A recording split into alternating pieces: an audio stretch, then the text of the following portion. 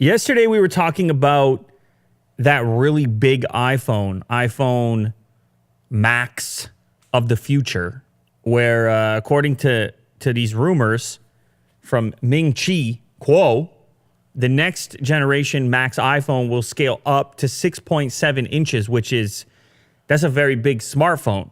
So smartphones continuing to grow. Today, we've got some news regarding the Galaxy Note 10 launch. Now, the Note series obviously started the whole trend towards gigantic smartphones. And so because of that, they're also scaling up because the Note ain't the Note anymore in relationship to your typical flagship. When the Note first came out, it was way bigger than the competing products at flagship level. And that sort of faded, and the products have gotten closer, even under Samsung's own roof. The scale difference between the Note series, for example, and just the standard S10, let's say, or S9, the previous version, whichever one you want to reference. So a little bit of information coming out here about the Note 10. The launch reportedly set for August 7th.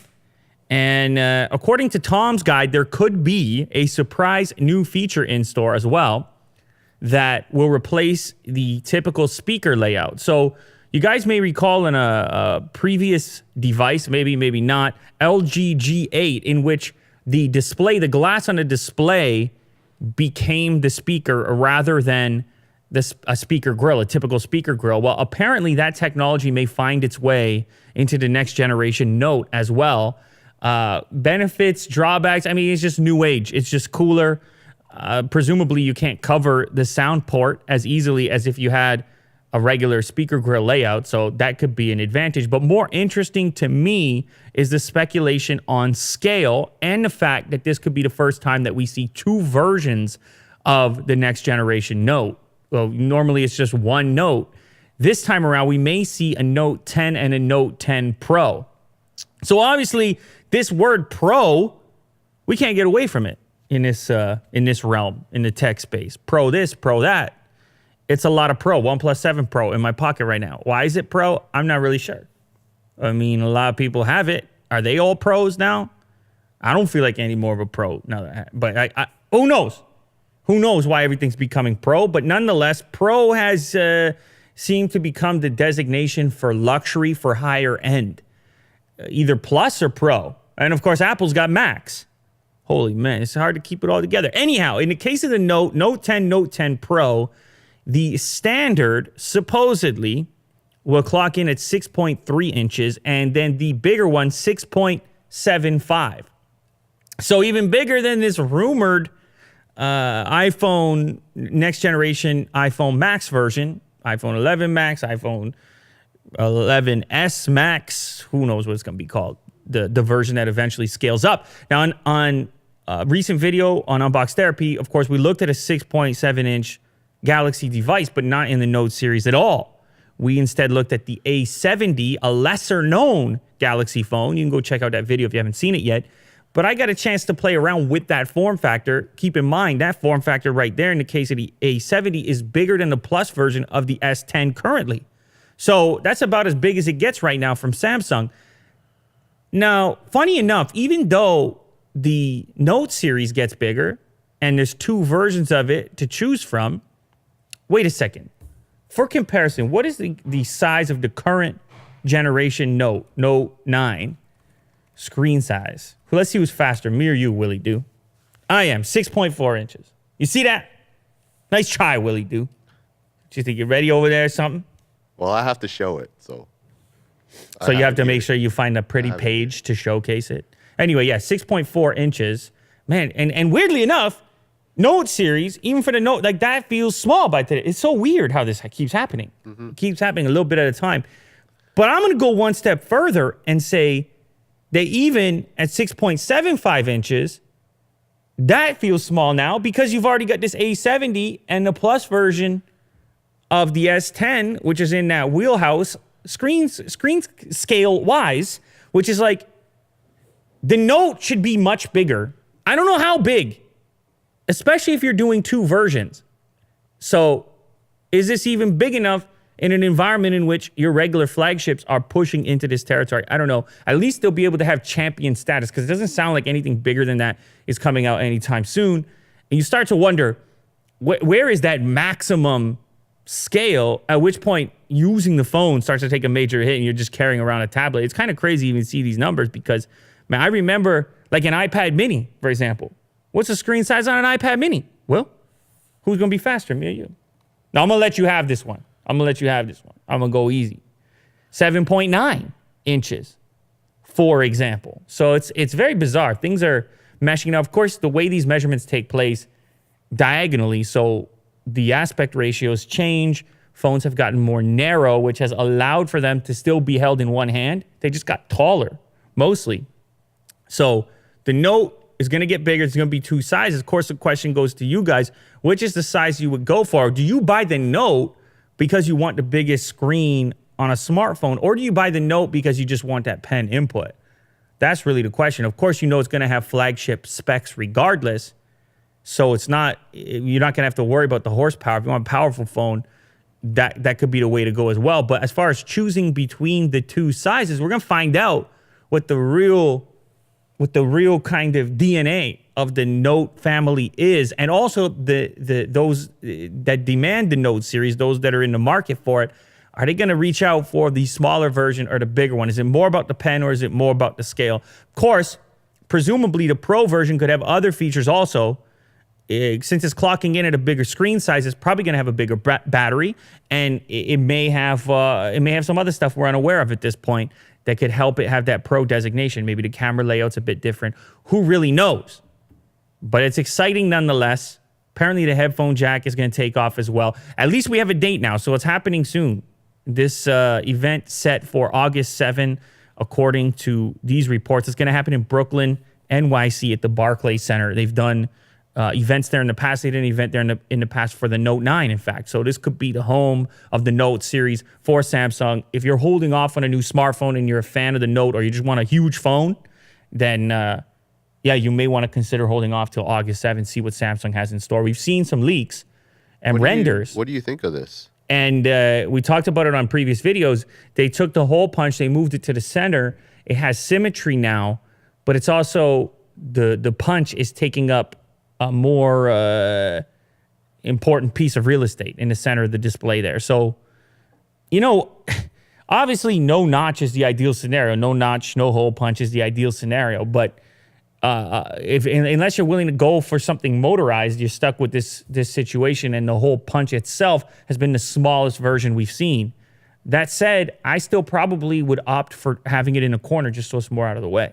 But just visually, it looks really nice. It looks good. I like how it looks like a slab. Yeah, exactly. Like it looks very simple. Sharper corners. Yeah, it's very sharp. So, look, I think a lot of people are going to like it. It's, one thing I'm worried about the price. Judging from, everything that's been happening in the smartphone marketplace with the Huawei ban and all the rest of that, you have to assume now Samsung's feeling pretty good about their position. Yeah. Like, everybody mad at Chinese brands, so it's time for us to double down. Remember the double down? Remember that? KFC double down? The KFC double down. That's what Samsung is doing in their office these days. I have leaked reports that the boardroom is full of KFC double downs. It came from Ming Chi Kuo. So that was Jack's favorite when that was out. He was there every day. He lined up for it.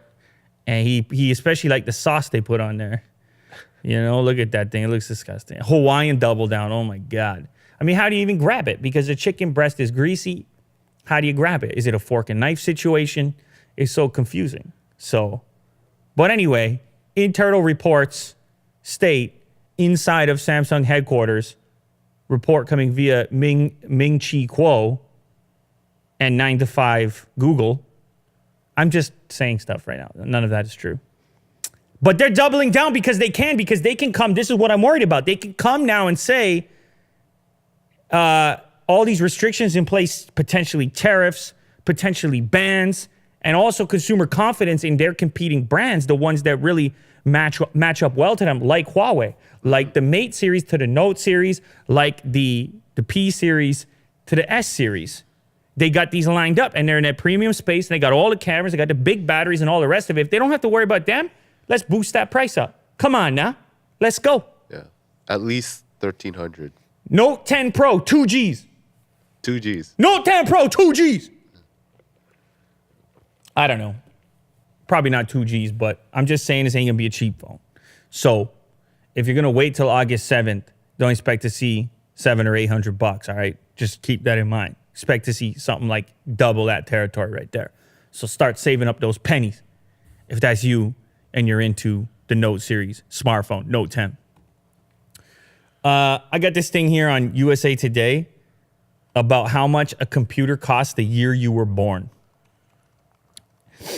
How about this? How about this, Will? How about $500,000 for a computer adjusted for inflation? The HP 3000 basic model came out in 1972. $500,000. No big deal. You got to do 2 plus 4, you know? Who knows what it, oh man, it's pretty wild. So a brand new computer nowadays, obviously, a few $100. But as you go through history and you look at different points in time, and of course also what computers were capable of, that's the one right there. I don't even know what this dude is doing on that one. That's the 1972 notable computer, HP 3000. There's no screen. No screen. He doesn't even know what he's doing. It just seems cool at that point. Come on, Jack. There's no storage on there. This guy could barely store. He can't store a single image on there. So, of course, at that time, these things were used for very specific purposes, number crunching and things like this. It was $95,000 in 1972. This particular computer, and then they adjust that for inflation. That's how you get to over 500,000, 571,000. But of course, this article is kind of cool because you could pick any year. And you can see, you could pick any year in a popular computer from that year and see the price, what it would be today. Even a computer in 1971 that was $750, when you go adjust it for inflation, it's $4,600. The very first Mac computer that pops up on here, the Apple I, was $667 in 1976. That's $3,000 today. The Apple II went up to $5,000. I think the first Apple portable on this list was around $15,000. Adjusted for inflation. So, and then I went a little further up to like the 2000s to one of my first laptops. Where was it here? It was one of these Sony ones. I had a Sony Vaio situation. We talked about it in the past. Sony Vaio laptop, $1,699 in 2004. That's $2,200 by today's standards. Who knows? This channel might not happen. I don't get that first laptop. I don't start thinking about the internet. I don't start thinking about gadgets and technology. I had one of those, not an iMac, I had an eMac. I had a lot of these ones through the years. Nonetheless, you're spoiled today. I already told you that before. Youngsters, you got no idea. This stuff used to suck. And I mean, we didn't know that at the time, but it wasn't very good and it was very expensive to get into it. And not everybody had it. They actually, I remember a period in time where it was like not everyone had a computer and definitely not everyone had a laptop. It was a privilege to have something like that. So if you want to go check out what a computer costs the year you were born, you can head over to this article, check it out for yourself. But I feel like we're ready for a big upgrade around here in the studio. We got to clear out some real estate to bring in one of those original HP 3000s, right, Will? Mm-hmm. It's time to step up our video editing hardware. With the turbo button. Yeah, that's right. It's like instant overclock. It's like I used to have one of those third-party controllers for PlayStation. I think the first PlayStation, and you would switch the button to like rapid fire. Oh yeah. And that was the hack. Like it just kept firing. It would just keep clicking A, and it was so rude to use that. So anyway, computers used to be expensive. Not so much anymore. Now you could just get it EEE-PC. Remember that? Do you remember that? I think so. That's the sub notebook. That started the whole trend of the netbook. And when that thing came out, it shifted everything because it was like, what? Wait a minute, laptops are like $200? What's going on here? And you couldn't keep those things on the shelves. It was weird. Triple EPC. Wild times. Hey, Will, did you hear about this YouTuber that transformed a Tesla Model 3 into a pickup truck? Of course you did. It's top of trending right now. Of course you did, Willie. Do you live on YouTube just like everybody else? Top of trending right now. This girl here, Simone, She's always rigging up, typically making robots. I think self-proclaimed bad robots or busted robots. And this time it certainly went a step further. She took a Tesla Model 3 along with a team of people and rigged it, chopped it up, chopped and screwed it, as they say down south in Houston. What do you know about that? Well, not much. Nothing. And she turned it into, she put a bet on it. I don't know that I would call it a pickup truck. I mean, there's not very much that's a truck about it, but man, it's a pretty cool looking thing nonetheless. She says she got sick of waiting for Elon Musk to put out the Tesla pickup, electric pickup. And so this is the next best thing. You get the Model 3, you chop the back off of it, the back seats, and the trunk, and all of a sudden you have the bed of a pickup truck. Sort of. It's not as wide. You can't fit a typical sheet of plywood. Like, there's issues with it. But as a proof of concept, you got to believe this is going to get Elon Musk's attention. Absolutely. I mean, he probably tweeted about it already. So, to me, you know what it looks like, Will? It looks like a Honda Ridgeline. The Honda Ridgeline truck that's out right now, which is kind of looks like a car with a bed on it.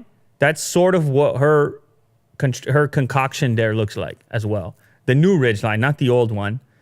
Now, when Tesla does make a truck, it's going to look nothing like this.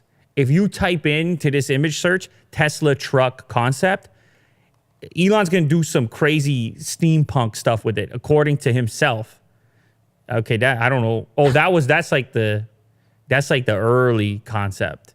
I mean, it's not going to look anything like a Model 3. But in the meantime, what she put together is absolutely the closest you're going to get. And it's a pretty cool video. It's #1 on trending right now. You should probably go check it out. And it's a ton of work that goes into something like that. Absolutely. It's called Truckla. Tesla, Truckla. So, getting a lot of love right now. It looks like an El Camino. You know the El Camino? Remember that, Will? Do you remember the guy who was on that show? It was A&E when somebody is so nervous when they see a certain thing. They have a weird, strange fear. And there's this guy, and he's afraid of El Caminos, that car. If he sees that car, he flips out. Oh. If you go to YouTube, you'll see the video right now. Go bring that up real quick. Because what she made looks a lot like an El Camino, so this will probably bother this individual. Yeah, you got to go like... Trauma? Yeah, okay. El Camino trauma. No. Oh, wow. This is tougher to find than I thought. I thought this was like a well-known meme. Apparently not. There you go. You got it. A&E from Obsessed 8 years ago. This is a hot clip. Every time this guy sees the El Camino, he stresses right out. You saw this guy, right, Jack? Well. You never saw this guy? Put a tiny bit of volume on it, Will. Spin it way out of control and it becomes this huge, multifaceted ritual. I have done it for 10 hours straight. And that's the longest I've done it. Every car, I've got to basically check. Is that a normal car, good, safe. Normal pickup truck, safe. But the El Camino throws him off. All right, you can kill it, Will. Oh, man. So the guy, he has to see, he's got to look at every car. Cars are safe, trucks are safe. If he sees an El Camino... He's shouting at it. Yeah, it's deadly. He can't handle it. So... Oh, he's doing... He has to do the stress thing and everything else. So this, I feel like the Model 3 pickup that she built would trigger this guy as well. Because it looks a lot like an El Camino. As far as I'm concerned. But way cooler, it's electric. The first electric pickup truck, I guess. Even if it's handmade, rigged up. We talked in the past, Will, about the nightmare that happens at Apple stores when you try to buy something. Yeah. Like, it's just, who do I pay? What am I doing? Do they even want me in here? Yeah, it's very confusing. Is there a cash register? Am I welcome? Am I cool enough? Do I go to the back? Oh, no, they're geniuses. They don't they're too smart. Stuff. Yeah. They're too smart to talk to you. They're geniuses. So you can't talk to them. So anyway, they fired the individual in charge of the retail segment of retail experience, and they're kind of going more traditional. They're trying to fix it up. They're trying to make it a little more predictable, kind of what you would expect in a retail experience, and they're moving to some changes to prioritize a straightforward shopping experience. This is reported on 9 to 5 Mac, and they've got some images as well showcasing the phones laid out with the specs and the prices right below, so you don't even necessarily have to find somebody to talk to. And there's a few other examples of this as far as streamlining the experience. They've also gone ahead and set up an express checkout line, which is labeled and obvious. And that will allow you to pay for anything you can grab, any accessory, in an express fashion without needing to find the person who can get the thing for you, which is sort of understandable for a laptop. But it was the most frustrating if you had like a cable or an adapter or something, and then you're like, I got to talk to the same person who's trying to sell Apple Care to the other person over there. I remember they did that a couple years ago during Christmas season, where they had like a booth designated for express. But the shopping. express checkout had it had the items sitting there behind, and then you'd go, okay, I want that, and this is going to be permanent for accessories, anything you can grab off the shelf.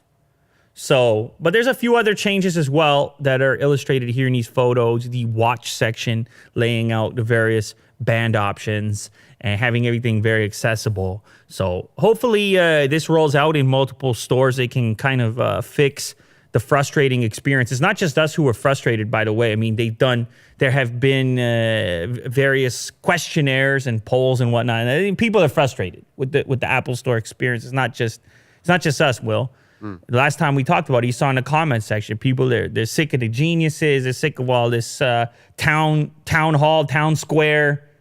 You know, they're just, can we just call it a store? Can I just check out? Can I move on with my life? Do we need all the fanfare here? So anyway, this is the first step in that direction. It's going to be rolling out at more stores. It's starting here with this one. This store featured in this article, I believe, it's in Union Square. Oh, yeah, limited to the iPhone tables at Apple Union Square. So anyway, it's going to go everywhere. I like it. Honestly, Will, I spoke about this in the past. There are times where I want to buy something. I wish it was just a vending machine. Yeah. I know that sounds crazy, but like if there was just a vending machine in the mall or in a public location, an easily accessible location that had like accessories or something. I needed a cable. I need a sleeve for a laptop, some AirPods. Just tap it in, pop, scan the thing, the card. I'm on my way. Zero interaction, robotic, Japan, Akihabara District, Blade Runner, Cyberpunk 2077. Apple likes that human connection. Do they? You know? Do they? Because they don't speak to you like a human. They don't come over there. They come over there like the whole cult vibe. Hey there, you know. Oh, right. You mean for the Genius Bar? Yeah. Everything good with you there, bro? Hey, bro. That's very loud. Hey, bro. Can I? What do you need? You're spitting on me. Whoa. Jeez. I don't know. I mean, they're friendly. And look, it's not like other brands have offered up a better experience. Certainly if you like, I feel like I haven't covered this enough, but if you got a busted laptop, like let's say this Lenovo breaks or an HP or something, like where are you even going? What are you doing? You call 1-800, they're like, we'll send you a box.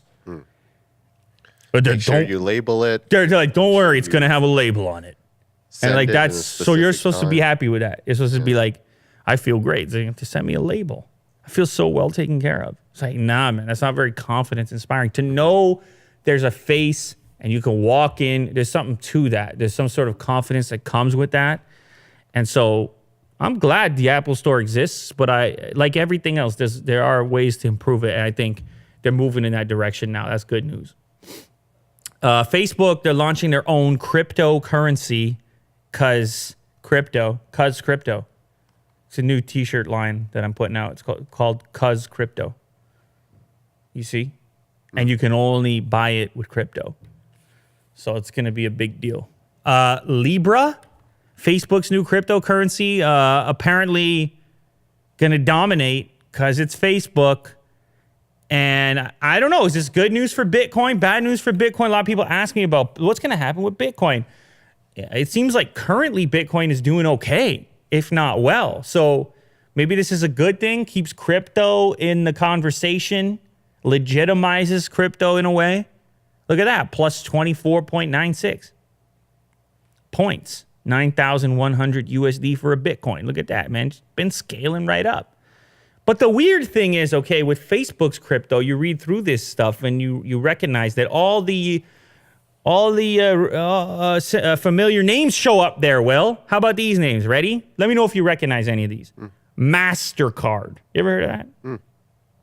PayPal, Visa, eBay, Spotify, Uber, Lyft, Vodafone.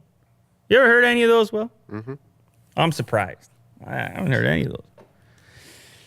So this is backed. It's backed by all the traditional payment processors, good and bad. It probably means it can roll out more quickly. It probably means people are going to trust it more. But it also means you're just back in the same. You're kind of back in the same system again, in a way. Now, yeah, it's obviously on the back end. It's different, but they're all getting behind it in something called the Libra Association, purpose-built, independent, nonprofit, headquartered in Geneva, Switzerland. Because Will. You're talking finances. Where do you go? Geneva. You go to Switzerland, right? That's where you stockpile your. That's where you keep your savings. Yeah. You stockpile and all your fancy paintings and jewelry and fine stones. You keep them in Switzerland. Definitely jewelry. Switzerland's always neutral. Yeah. If the world all of a sudden is up in flames, guess where your stuff is? Switzerland. And it's perfectly fine. You can go pick it up as long as you can get there. You understand? Or either that or you die and they sell it and they just stay rich. One or the other. Anyhow, so they got their own crypto. The thing about having all these partners and the backing of Facebook is that they're saying, hey, we roll this out. You use it everywhere. You're just tapping away. You use it in all these services that are already signed up. They say you're going to be able to pay bills, buy a cup of coffee, scan the code and use it to ride public transit. No cash necessary. So they're like, this is how we're going to out Bitcoin because we're like a name that people trust. And so maybe we can get more people to accept it natively. That's the game plan. Good or bad for crypto? Probably good. It just gets people comfy with it. Yeah. And apparently it's backed by the US dollar, like greenbacks. It's not like pure digital currency like Bitcoin. It's like hand in hand with US dollar. So you're telling me there's like a Fort Knox situation. There's a room full of gold and dollars and everything else. Yeah. Wow. Okay. Good to know. So there you have it. I mean, the one thing is Facebook doesn't have the best reputation amongst certain communities that like just want to steer clear of all things Facebook, privacy perspective, so on, so forth. So I don't know about all that, but these screenshots, I mean, it looks kind of appealing. Looks sort of fresh, Will. Makes me want to send you a couple bucks. Oh, yeah, it's not too bad. I don't know. Smartphones might be having a bizarre effect on your skull. This one's for you, Will. I chose this one just for you. Here's what I want you to do, okay? I want you to reach up right now. I want you to reach up right below, right at the base of your skull. I want you to reach up there, okay? Right where your skull ends and your neck begins. I want everybody that's listening to do this right now. I won't take no for an answer. You feel that little ball in there? Yeah, you know what that's from? Smartphones. Jack's so mad. He's so angry about it. It's enlarged because you've been bending your head over to look at screens, Jack. Yeah.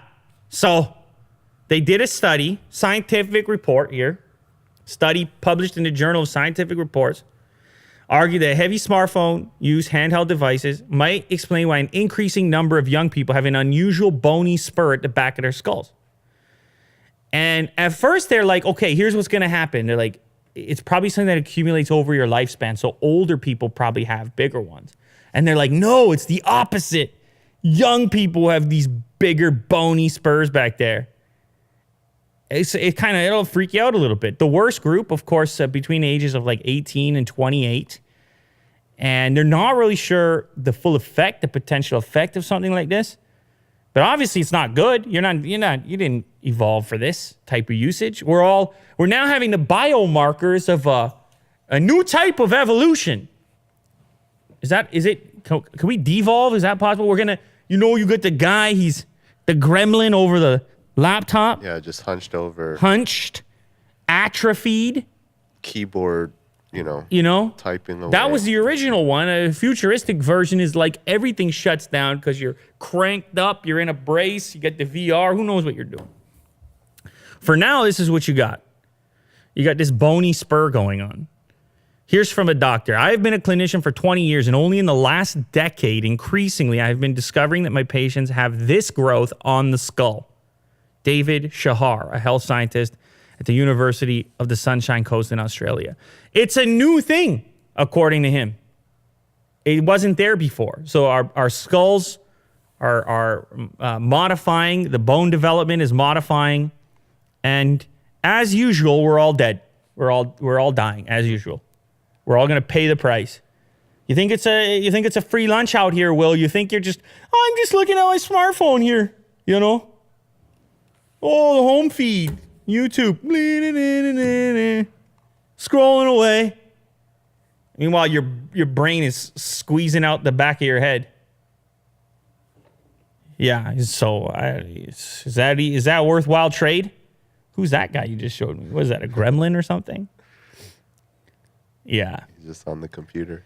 So I don't know. What can you say? They don't say there's any like terrible side effect or health consequence from this, but it's got to kind of freak you out a little bit. That's the main thing. Get off your phones every so often. Take a break. I don't know, take a nap. I don't do something. Play catch. Go outside. If you're like Willie Doo, go in a canoe. Go for a canoe trip if you're like him. Yeah. Do you know when I was young, I used to play a lot of Monopoly, the board game? Oh, really? Yeah, me and my friends. We would, sometimes we would bet real money. Oh. Not like play with real money because that would be insane. Yeah. Like with the bills being real money, but we put like, $10 on a game or something. We were really into it. We would have games that went multiple days. We had all kinds of special rules. Snake eyes, 500 from the bank. We had all kinds of rules. Anyway, they're not sitting back and leaving it the way that it is. They get a new version, high tech. It has a voice-controlled AI banker that will never cheat. How about that? No more cheating.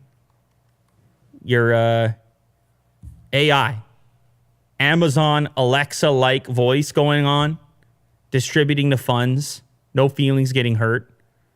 No more dedicated person having to play banker, be banker. Just the hat in the middle with the speaker on it is the new banker. So that doesn't seem fun because part of it is like you want to hold the cash physically. Yeah. The fact that it's on like card, it's digital, and he's talking, it's not that fun. Yeah. Well, but here's the thing, Will. How are you going to attract the youngsters? You're going to say, here's these paper. They're like, what is that? You're like, here, trust me, you should do some counting, and it's really cool and it's fun. And they're like, yeah, I'm going to go play Overwatch now. Yeah. What are you going to do? Well, you got to adapt. And they're charging $10 more, $30 for this version, which is 10 more than a basic game. It's not as intelligent as a Alexa or any other type of personal assistant, but it's going to help you get through the game without the headache of traditional banking, counting. It's a lot of things like this, though. Well, I was in a drive-thru the other day, and they had an automatic machine for the change. I paid with cash because I'm 69 years old. Mm-hmm. And the change started coming out. Instantly, they just put in like 20 and it just boom, right to me. Do you have to learn? Do you have to count anymore these days? I don't know. Are we done with that? No more counting. No more math. Get rid of it. Who needs it? It's all automated. Self-checkout. How else are you going to make it rain with the banknotes? You got to make it rain. Is that something you do a lot of? Yeah, just dollar bills. I should have known. Right at home. I should have known. All right, that's it for me, Will. What do you got today? You bringing the heat? What do you got? You got something good. You told me before we started. You're like, this is it. So, RoboCop, what do you know about him? Oh, you mean that I thought RoboCop was cool as a kid. I never saw the movie, but I had the poster. Oh, really? Oh, man. I had the poster. It takes place in Detroit, right? Yeah. No, I mean, I love the look of it and everything. I don't know why I didn't watch it. I probably wasn't allowed. So, there's a new RoboCop. Or an actual RoboCop. Yeah, it's a real RoboCop. And he doesn't look like the regular RoboCop. He's actually looks like maybe like 3 feet. He looks like a cone. He looks really friendly, actually. He does, yeah. He looks like he would fit in Japan as well. He's like an anime kind of thing. Mm-hmm. And a police department in Southern California just released him, and he's, pursuing the streets. Just he's looking after a park called Huntington Park. Okay. And his cameras, there's like 360 views, and nice. He speaks, he says hi, and nice. I don't make mind sure all this. the kids are safe. I mean, he doesn't eat donuts. Oh, that's rude. Yeah, it's how dare they put that at the end there? I don't mind it. I mean, the surveillance thing. Do you want to be watched everywhere you go? Probably not. But look, having cops patrolling a friendly park like this could be a little intimidating. Just walking up and down the sidewalks, you're trying to relax, and you got all these cops everywhere. Him, on the other hand, you're kind of like, whatever. Mm-hmm. He seems pretty friendly. Yeah, the police would show up if they saw anything bad take place. And also, you assume that people, since they see this and they know they're being watched on a 360 camera, maybe they behave themselves a little more, or maybe they just go somewhere else to do their dealings. Jack, maybe they find another spot. I don't know. I don't mind this. But I could see where people get scared. They're showcasing him in like a friendly neighborhood park. It looks sunny out. Yeah, apparently this job is perfect for him because you don't have to hire like police officers to really. But if you picture the exact same guy in some post-apocalyptic, run-down Baltimore, 2094, all of a sudden it's a different context. Spray paint on him. Yeah, he's wearing a dress. Yeah, I mean, it could go either way. But what you're showing me right now, it's got a friendly vibe to it somehow. Mm-hmm. Somehow, some way. All right, well, let's take a question while we're at it. Might as well. What do you think? Big fan from Lebanon. Shout out Lebanon. Thank you so much for what you're doing. My question is, do you think the banning will touch other Chinese companies like OnePlus, Xiaomi, for example? What do you think? Interesting question. Thought about this a lot, actually, because if you eliminate those brands, if you impose these types of bans on those brands, you're actually not left with that many. All the fastest growing emerging smartphone brands and sub-brands are Chinese. Talking about Oppo, Vivo, OnePlus, Xiaomi, Realme, Redmi. I'm sure I'm missing some. It's crazy. Poco. There's all these global smartphones that have emerged that are scaling up the list for market share are Chinese. And so at this point, it seems like, okay, obviously Huawei had the greatest pace of the bunch, where it came from to where it ended up this past year. And it also had the 5G component, where not only was Huawei trying to sell you a smartphone, but they were trying to go in and map out the telco infrastructure for these various countries. And I think if it wasn't for that aspect, it may have never gotten to this point, because it seemed like the tower thing was the fuel that led to all the rest of the stuff that happened with Huawei. So because of that, I don't think immediately it's going to touch those companies. That said, what will touch those companies is this potential tariff. So it doesn't necessarily need to be a ban to have this negative effect that everybody's worried about. We talked on yesterday's episode about a bike manufacturer that was like, hey, we can't be in China anymore. because of this 25% ban or the potential or 25% tariff or the potential for this 25% tariff. And so they moved their manufacturing to Taiwan for now, and they were talking about opening a facility in Hungary. So for these brands themselves, in the absence of a ban, what you might see take place is them diversifying their production facilities and the geographies in which their devices are produced. So maybe a company like Oppo doesn't exclusively manufacture their stuff in China anymore. Maybe they move some of that production to Vietnam or Taiwan or wherever else it might happen to be. I'm not really sure. Now, the reason that's going to be a bit tougher is because the companies we've covered up until now, like Foxconn, Samsung, others, they're not based in China, right? So many of them have their origin in Taiwan. So moving things back to Taiwan, not as big of a deal as a native mainland Chinese company saying, hey, we want to set up shop in these other places. Samsung makes a lot of phones in Vietnam, for example. Mm-hmm. So it's a sticky situation. What I do think is going to happen regardless and already is happening is that public perception has shifted, and public perception shifting is enough to impact the entire marketplace.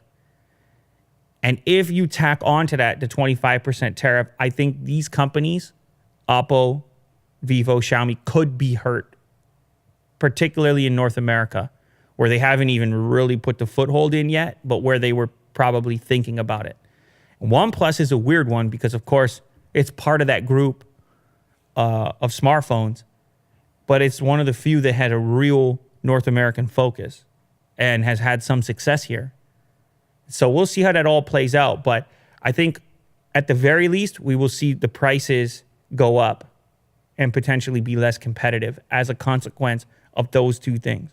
Consumer confidence shift, potential of shifting operations and manufacturing locations, and potential of the tariff, which could come into play. So I've said it before, I'll say it again. The big winner in this whole situation is Samsung. Big winner. Maybe Apple to a certain extent. Anyone playing in a premium space that isn't as China leveraged is at an advantage right now. And I think they're walking into stores right now and they're just saying to themselves, oh, I feel comfy with that Samsung brand name. Feel real comfy with it. So anyhow, Will, there you have it. We covered everything. We got it all. You got the RoboCop. I got the new Monopoly game. All of our skulls are messed up because of smartphones, so we got to take a break, take a nap, get the posture under control. Kirk's feeling the back of his skull right now. It's ugly. He's in bad shape. He's got a huge lump going on back there, bony region. Jack, we already know, is messed up, big time. Casper's falling asleep over there. Okay, Facebook's got its own crypto because it's the future, whether you like it or not, and they came to play. We got the Tesla pickup truck, not the actual one. We got the handmade, self-made pickup truck, and don't forget we got the new Note 10, biggest ever, with a date on it now, August 7th. For anyone with money burning a hole in their pocket who wants to get up into that premium price tier, this.